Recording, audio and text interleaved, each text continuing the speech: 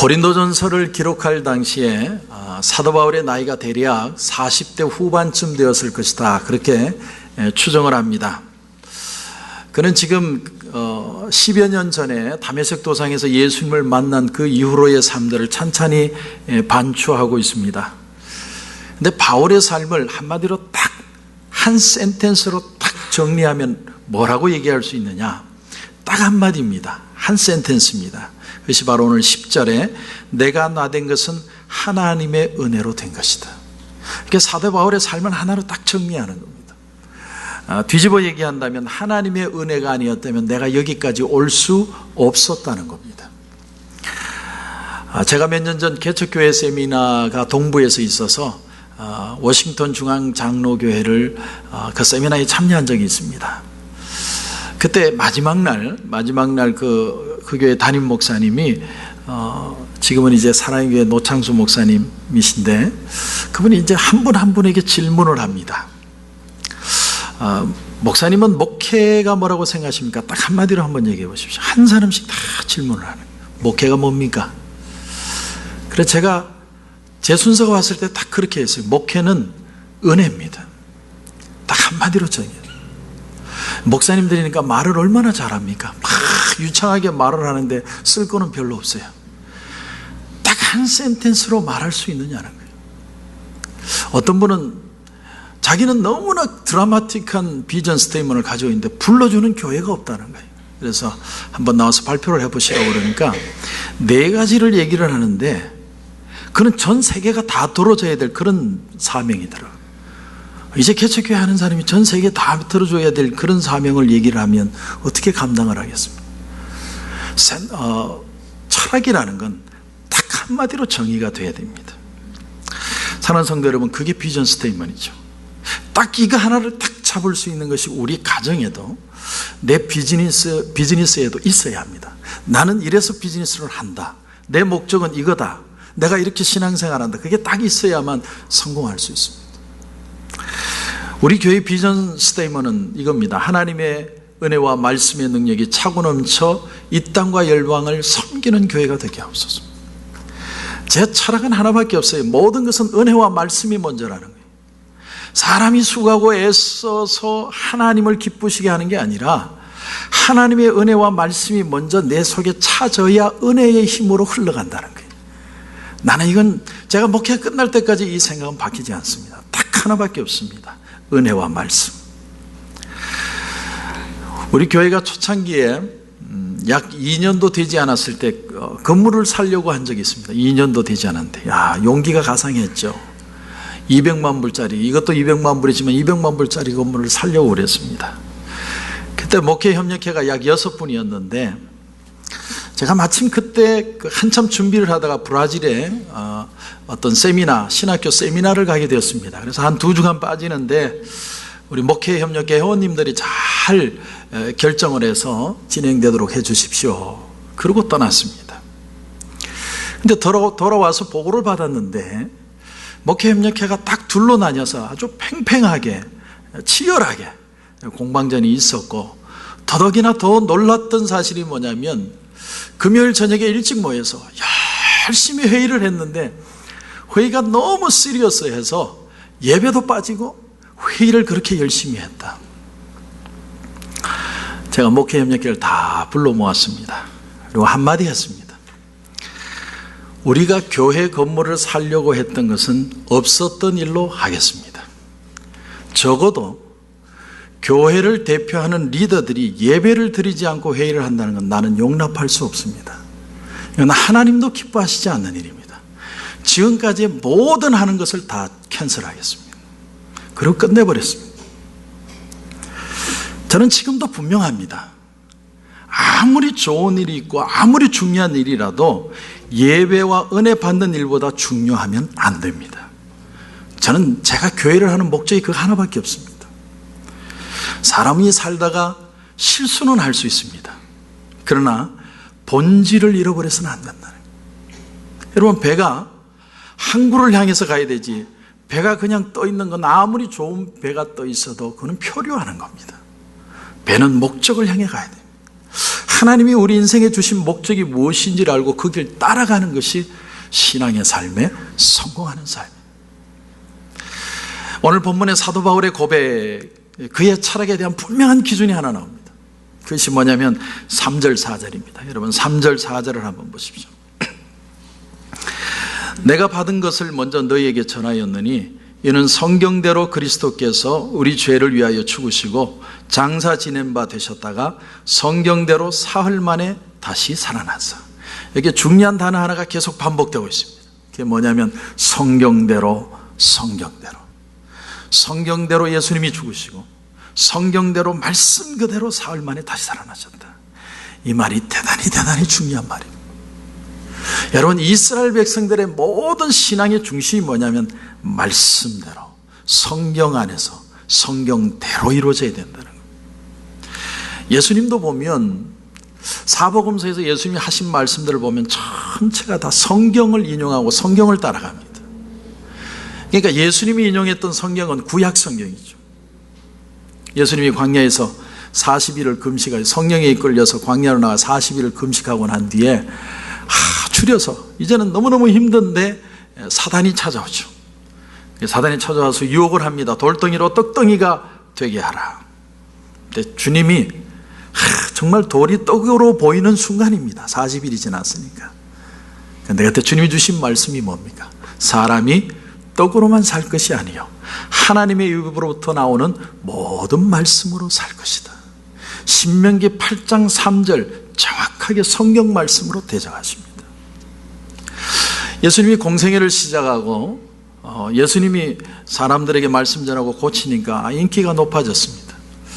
어느 날 예수님이 고향 땅 나사렛 땅을 밟았는데 그날이 안식일입니다. 안식일 날 회당장이, 옛날에는 성경이 두루마리거든요. 두루마리 성경을 탁 갖다 주니까 예수님이 쫙 피셨어요.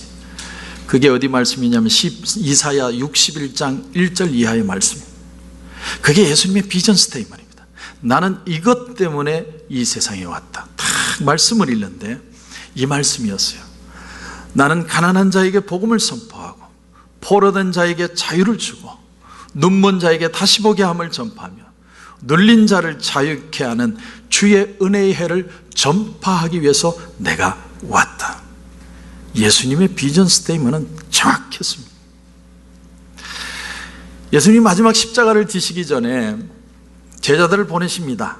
건너편 마을로 보내서 나귀 새끼가 묶여 있을 텐데 나귀를 끌고 오너라. 성경은 이렇게 얘기를 합니다.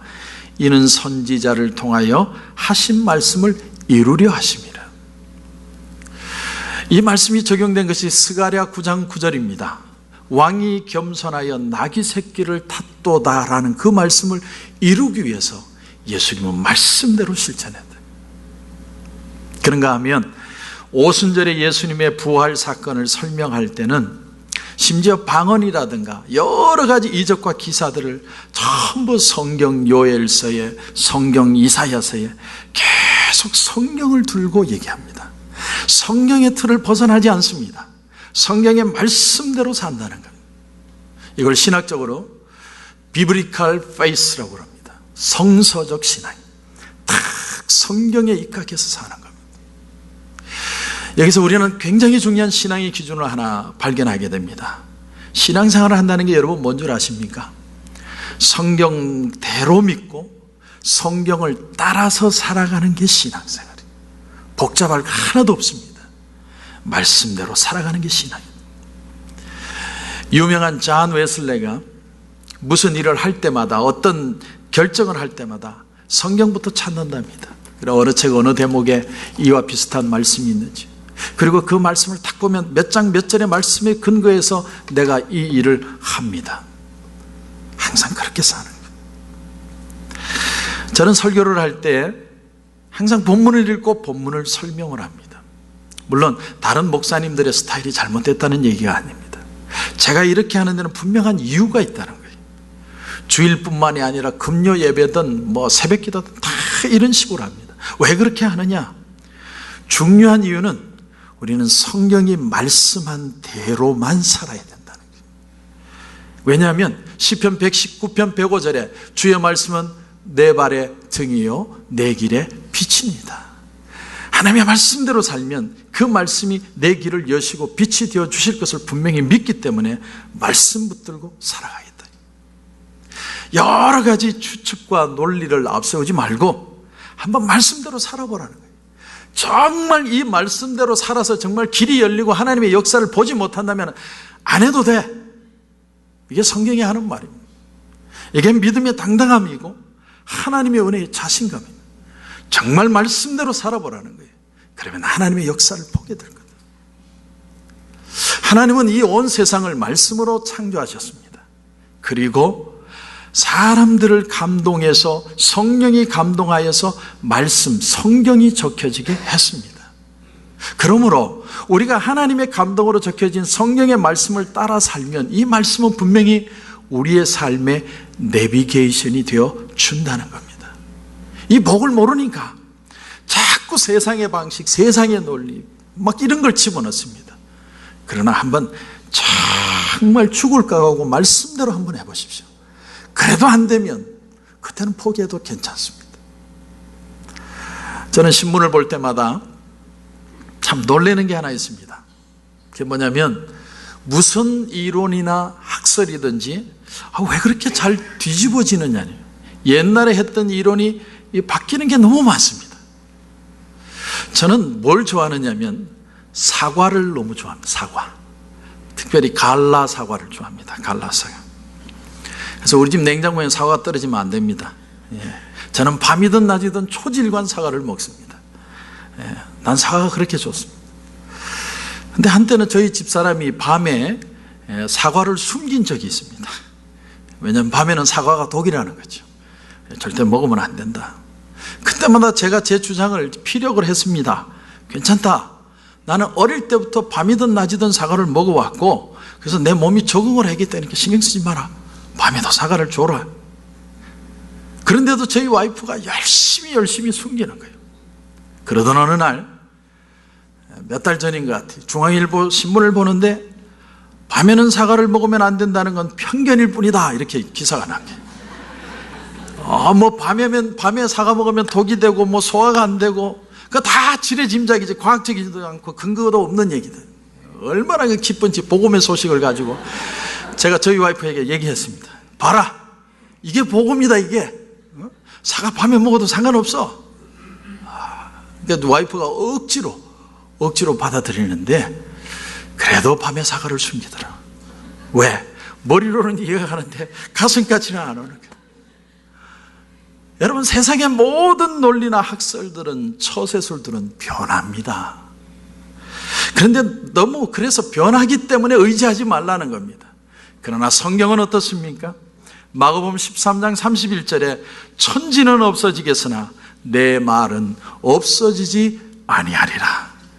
영원토록 변하지 않고 뒤집어지지 않는 하나님의 말씀으로 승리하는 법을 배우시기를 주님의 이름으로 축원합니다.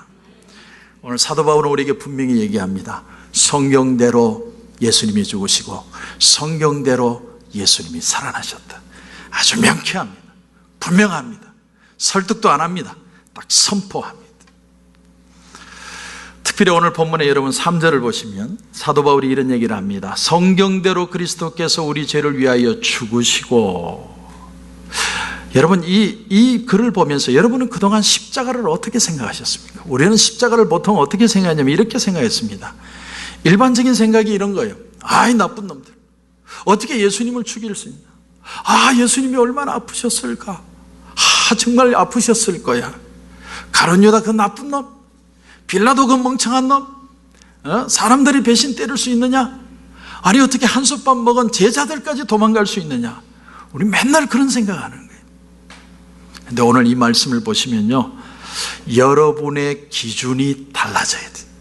그게 뭐냐면 어떤 기준을 가지고 사느냐? 성경대로 사는 겁니다. 다시 말하면 하나님의 거대한 구원 계획 속에서 십자가 사건은 일어났다. 이게 하나님의 시나리오입니다. 예수님이 가룟 유다를 보시고서 뭐라고 얘기를 하셨냐면, 나는 하나님의 뜻대로 이 길을 가지만 왜 하필 너냐? 이게 마태복음 26장 24절입니다. 예수님도 십자가를 지실 때 성경대로 지신 것이고, 예수님이 부활하시고 나서야 제자들은 성경대로 이루어진 걸 알고 이제는 그것을 다 받아들입니다.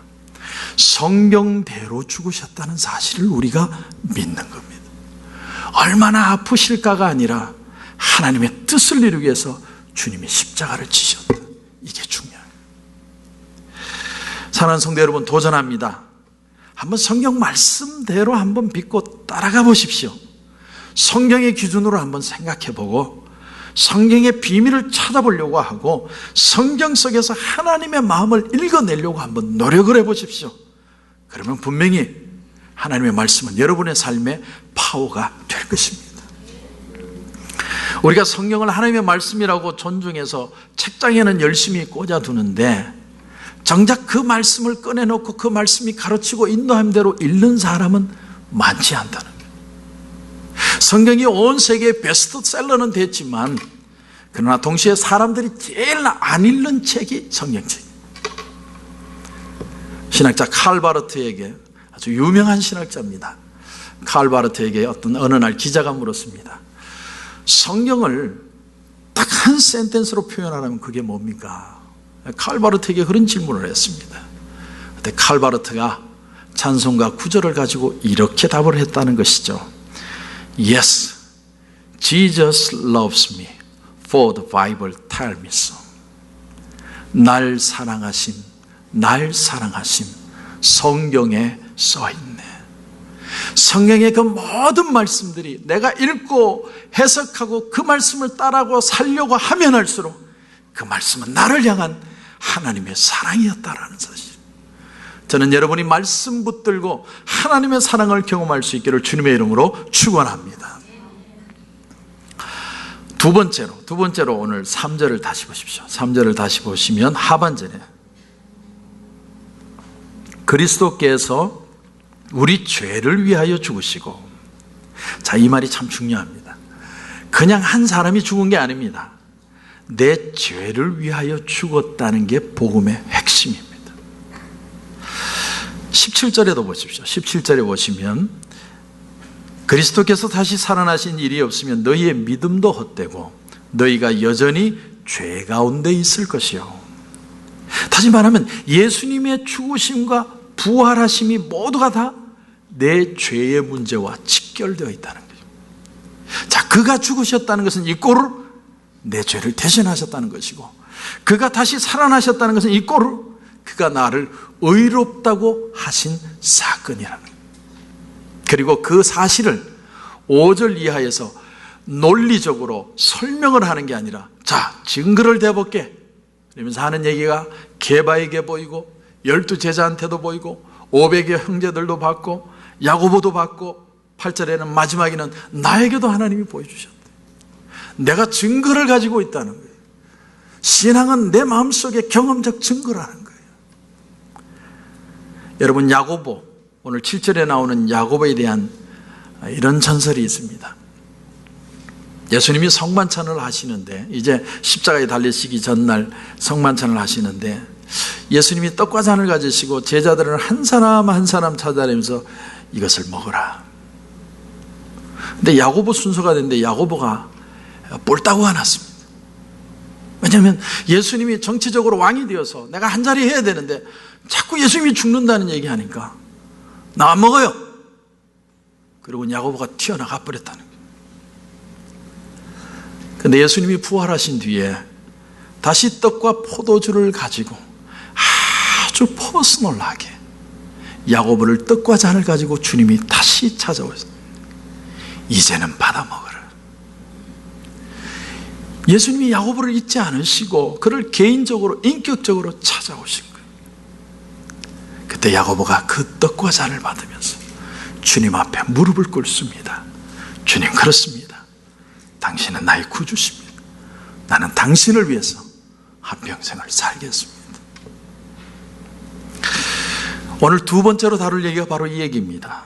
우리가 첫 번째로 얘기한 것은 신앙은 성경대로 믿는 것이다라면, 두 번째 신앙이라는 것은 주님이 나를 위해 죽으셨다는 사실을 인격적으로 개인적으로 받아들이는 사건, 그게 바로 신앙이래요. 많은 영혼을 살리셨지만 더 중요한 사실은 오늘 나를 위해서 주님이 죽어주셨다는 거예요. 여러분, 사람은요 자꾸 과거를 회상합니다. 과거. 내가 좀 더 공부했으면, 내가 그때 실수만 안 했으면 내가 비즈니스가 안 무너졌을 텐데, 내가 그때 그 남자를 만났어야 되는데, 그 여자를 내가 택했어야 되는데. 사람들은 그런 걸 막 회상하고 후회하고 내가 왜 실수했을까, 그런 것들에 집착합니다. 근데 오늘 사도 바울의 지론이 뭔 줄 아십니까? 여러분 잘 들으세요. 10절 말씀에 나의 나 된 것은 하나님의 은혜로 된 것이다. 나는 지금 하나님의 자녀가 되고 지금 하나님의 가족이 되고 지금 하나님과 화목하게 되었다는 이 사실이 너무너무 중요하다. 다시 말하면 과거에 내가 어떤 사람이었냐는 건 중요하지 않다는 거예요. 그러므로 여러분 잘 들으십시오. 여러분에게 문제거리가 되는 것들이 내가 언제 기독교인이 됐느냐, 내가 모태에서 기독교인이 됐느냐, 10년 전에 됐느냐, 20년 전에 됐느냐, 지난주부터 내가 예수를 믿었냐, 그게 중요한 게 아니라는 거예요. 우리에게 정말 중요한 건 기독교인이 되었다는 그 시간이 아니라 지금 내가 기독교인이다라는 사실이 중요하다는 거예요. 여러분, 이 마인드가 얼마나 중요한지 몰라요.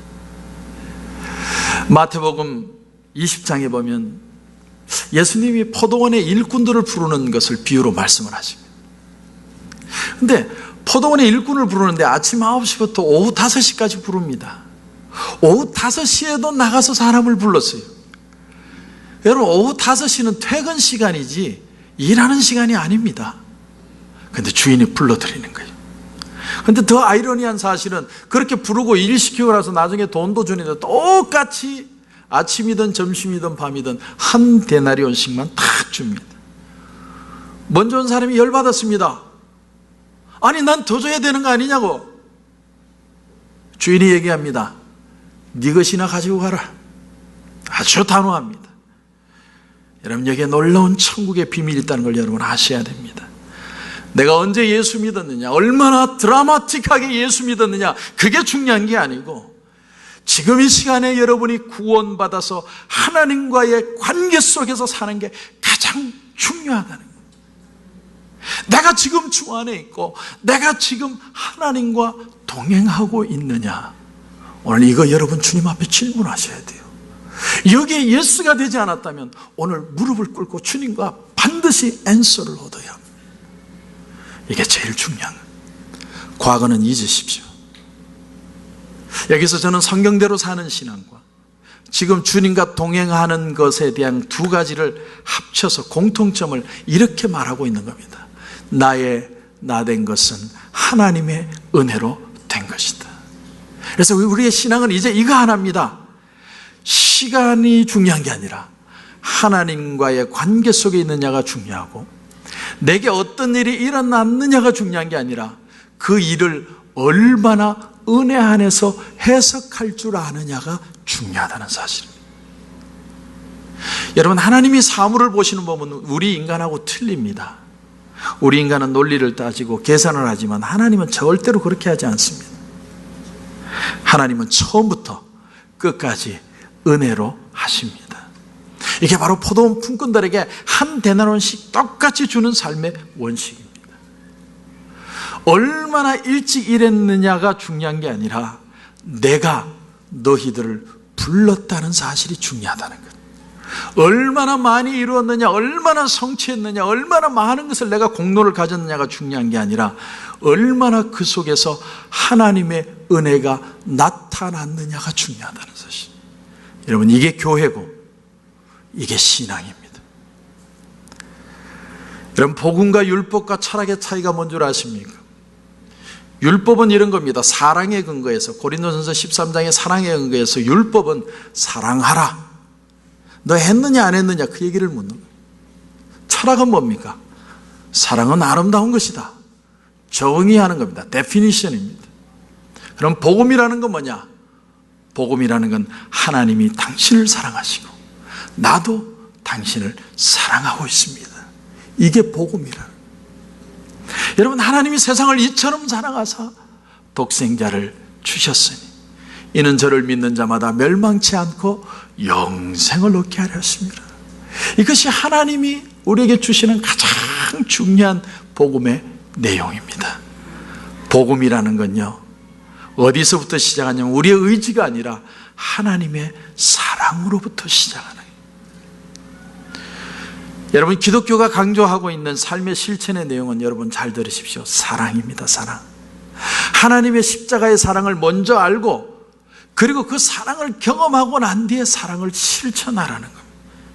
이건 다시 역으로 얘기하면 하나님과의 관계입니다. 하나님과의 관계가 끊어지면 다른 건 아무것도 안 됩니다. 예수 믿는 사람들. 우리는 의무로 사랑하는 게 아니에요. 남편이 죽도록 미운데 그래도 저녁을 먹여야 되니까 된장찌개 끓여가지고 이거 먹든지 말든지, 우리는 그런 걸 사랑이라고 얘기하지 않습니다. 저 사람이 정말 죽도록 보기 싫습니다. 미워요.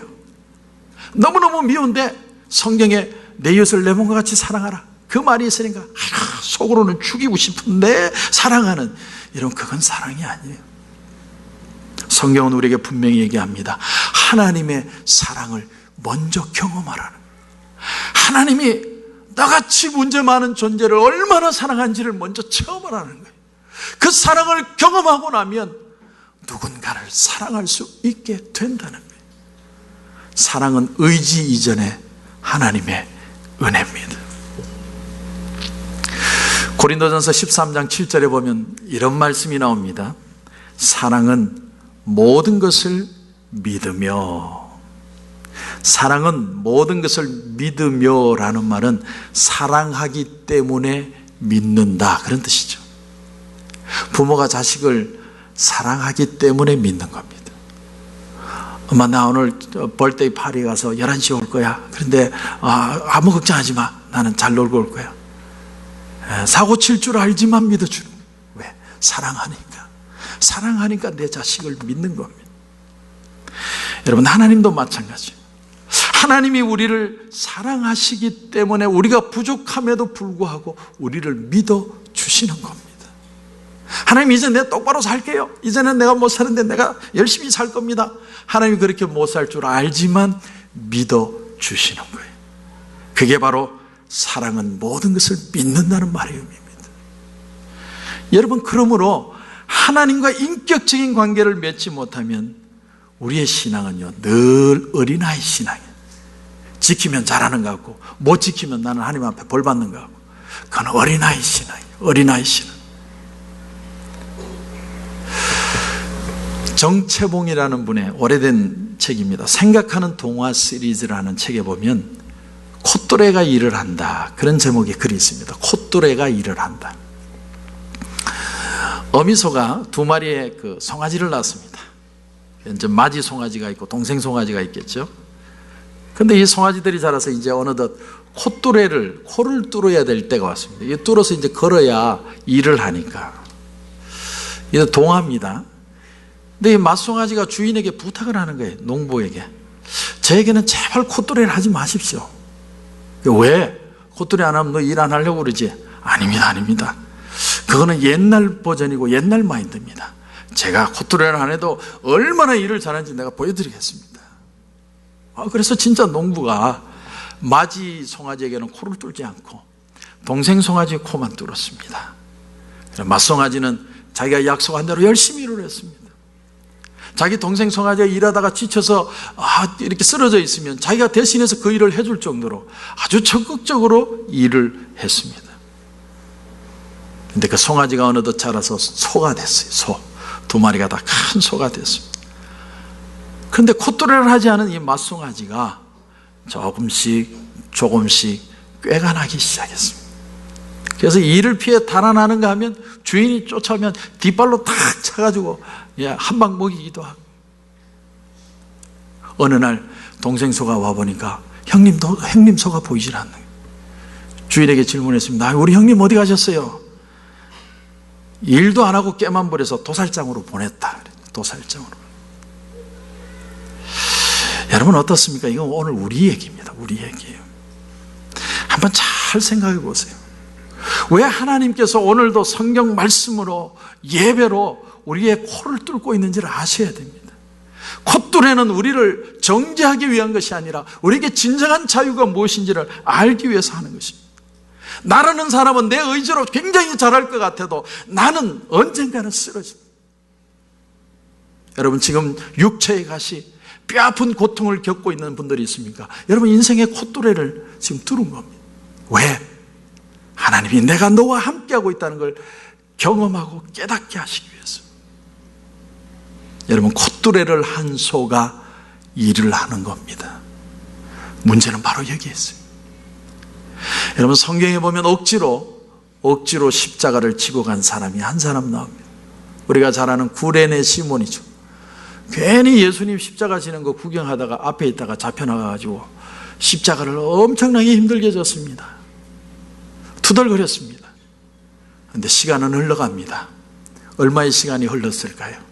그 구레네 시몬은 충성스러운 하나님의 종이 됩니다.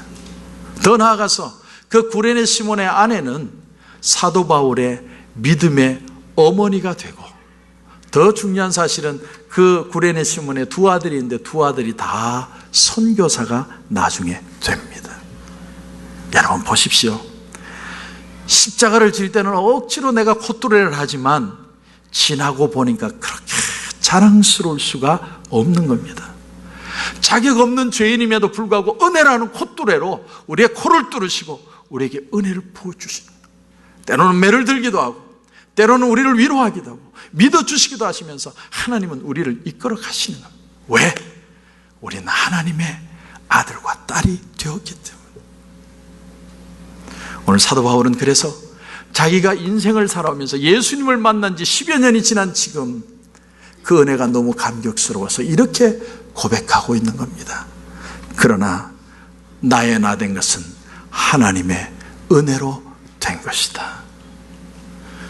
여러분, 이 세상의 기준에 흔들리지 마십시오.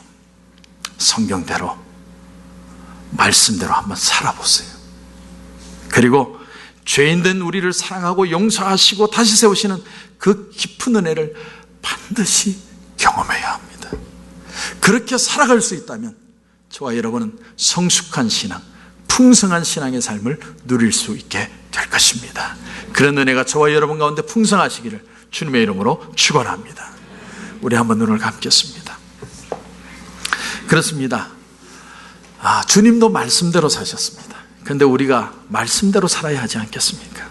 그런가 하면 나 때문에 예수님이 십자가에 달리시고,